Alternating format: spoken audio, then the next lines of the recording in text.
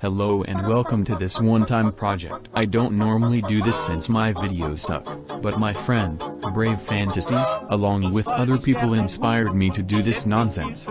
If you're watching this then I don't need to explain how much of a Squall masochist is, but there are ways around his handicaps. I'm just kidding, there's no way to make Squall good. Because of that, Squall players essentially have to choose their fights and know when to cut their losses. Unfortunately, that is easier said than done.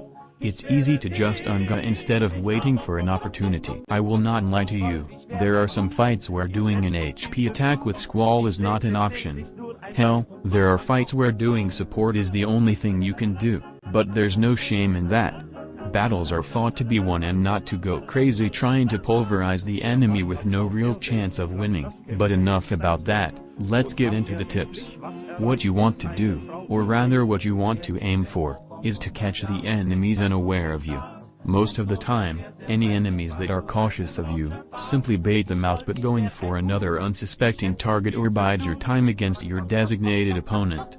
My favorite HP skill, Ultima, is one of the hardest HP attacks to make useful. But that's what makes it so dangerous, since a well-placed Ultima will be hard to see coming. Idealistically, you want to put the Ultima on stationary, otherwise, you'll be relying on EX skills to land Ultima when you stack Bravery. It's not a bad idea in theory, but in practice, it's suicidal. Even if you don't have any Bravery stacked up, you need to use the Ultima when the opportunity is presented. Otherwise, you'll be relying on EX skills to land Ultima when you stack Bravery.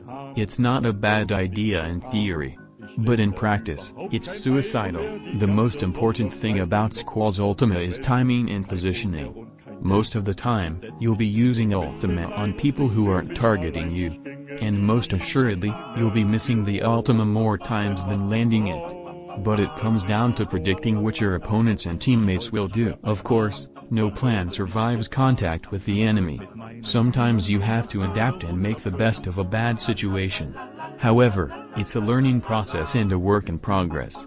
You do the best you can and sometimes you win and sometimes you lose. Have a good day.